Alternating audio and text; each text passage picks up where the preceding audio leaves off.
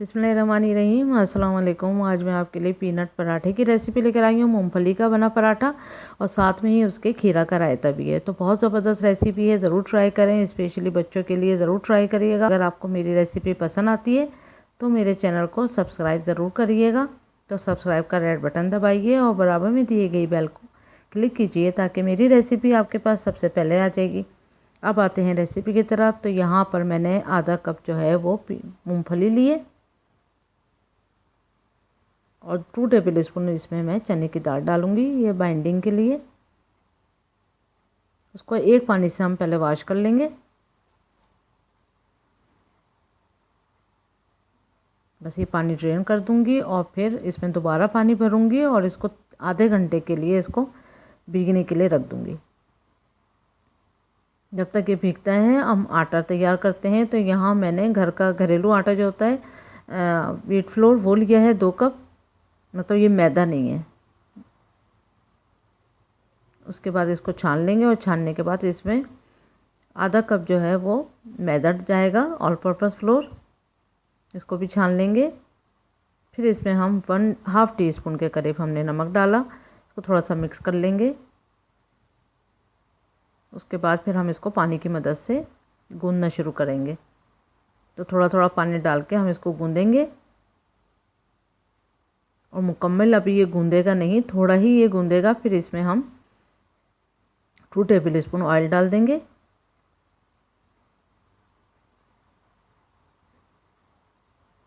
Oil डालने के बाद फिर इसको हम 5 से 6 मिनट तक मुक्के मार मार कर गूंदेंगे। तो मुकम्मल गूंदेंगे इसको। तो 5 से 6 मिनट तक हमने इसको इस तरह से गूंदा। उसके बाद हम 1 टीस्पून के करीब इसमें ऑयल लगा के इसको भी हम आधे घंटे के लिए रख देंगे ताकि ये अच्छी सी डो जो है वो पराठे के लिए रेडी हो जाए। बस अब आते हैं हम मूंगफली और चने की दाल की तरफ। तो इसको हम आधा घंटा गुजर चुका है, पानी हमने इसका फेंक दिया है। उसके बाद फिर हम प्रेशर कुकर में सारी दाल और मूंगफली डाल देंगे। उसके बाद 2 से 3 कप हम इसमें पानी डालेंगे और 5 सीटी आने तक हम इसको कुक करेंगे तेज़ आंच पर। तो जब तक वो रेडी होते हैं चने की दाल और मूंगफली, यहाँ पर हम रायता रेडी करते हैं। तो 3 टेबल स्पून के जितने मैंने पुदीने के पत्ते लिए हैं और यहाँ भुना पिसा ज़ीरा लिया है 1 टीस्पून और नमक लिया है 1/3 टीस्पून। नमक का ये है कि आप जब पूरा रायता रेडी कर लें तो आप नमक जो है वो टेस्ट करके भी डाल सकते हैं। अब हम इसकी चटनी बनाते हैं इन तीनों चीज़ों की। चाहे तो आप थोड़ा सा पानी ऐड कर लें और चाहे तो आप दही के साथ इसको ग्राइंड कर लें। मैं ऐसे ही इसको पेस्ट बना लिया था। अब यहाँ मैंने दही लिया है 200 ग्राम।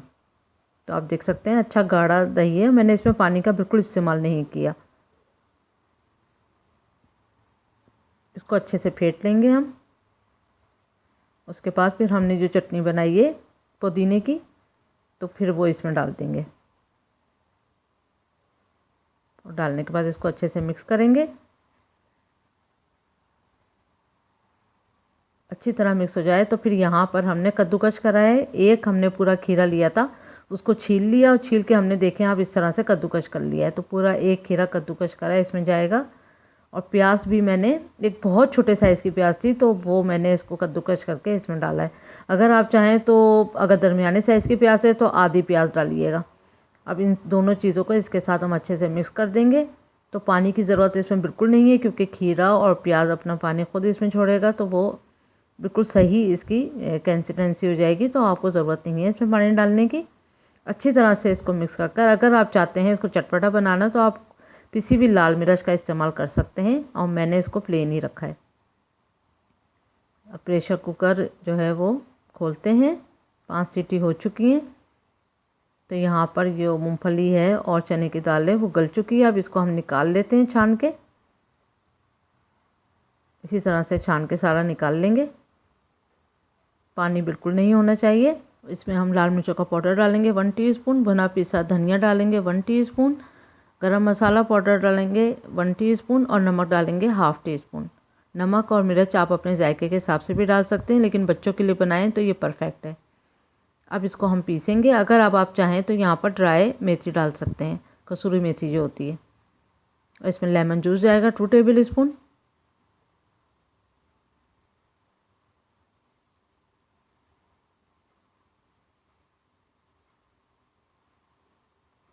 बस अब इसका हम पेस्ट बना लेंगे। तो ये देखें ये रेडी हो चुका है। अब इसमें हम हरा धनिया डालेंगे 2 टेबल स्पून, ये ऑप्शनल है, लेकिन इसमें मेथी ज़रूर डलेगी। तो यहाँ मेरे पास फ्रेश मेथी थी, मैंने 1 टीस्पून बारीक काट के डाल दी है। अगर आपके पास ड्राई वाली जो होती है वो आप डाल सकते हैं, इसमें जो कसूरी मेथी जिसको कहते हैं, तो वो आप डाल सकते हैं। अब इसको हम अच्छी तरह से मिक्स कर देंगे। मिक्स करने के बाद हमने इसके पेड़े बना के रख देना है। तो फिर हम ताकि हम आटे की जब हम पेड़ा बनाएंगे तो उसमें एक एक हम डालते जाएंगे। तो इस आमेज़े के भी हम पेड़े ही बना लेंगे।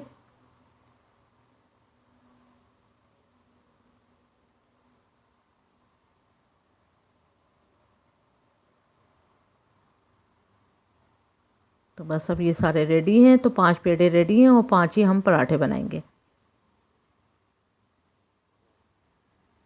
तो चलें अब आटे की तरफ आते हैं। तो ये देखें आटा भी रेडी हो चुका है। अब 1-2 मिनट तक हम इसको दोबारा इस पर मुक्के की मदद से हम इसको गूँधेंगे, मुक्के मार मार के, और दोबारा से अब इसको 1-2 मिनट तक बस। फिर उसके बाद हम इसका पेड़ा काटते हैं।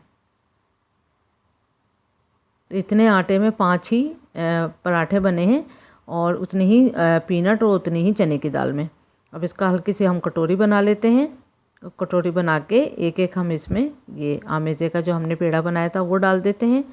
अब इसको बंद करते हैं, और बंद करने के बाद जिस तरह से हम आम पराठा बेलते हैं उसी तरह से हम इसको बेल लेंगे। पहले इसको हम हाथों की मदद से इसको पहले दबा लेंगे अच्छी तरह से, ताकि वो सब तरफ फैल जाए। बस डस्ट करेंगे, उसके बाद बेलना शुरू करेंगे। थोड़ा सा पहले हाथों की मदद से इसको बड़ा कर लें, उसके बाद फिर हम इसको बेलेंगे। बहुत बारीक तो नहीं बेलेगा, पतला सा, लेकिन फिर भी ये जितना आप बेल सकते हैं उतना आप बेल लें।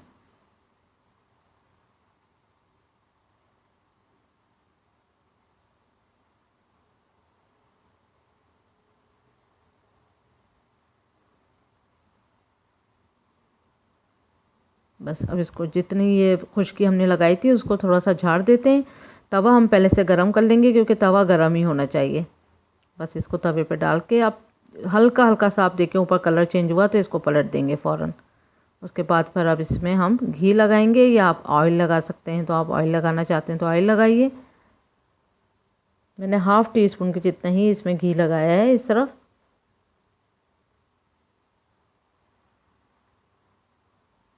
और दूसरी तरफ भी हम यही वाला इसको अलट पलट करके हम इसी को इस्तेमाल करेंगे घी को। तो अच्छी तरह से हम दोनों साइड सेक लेंगे।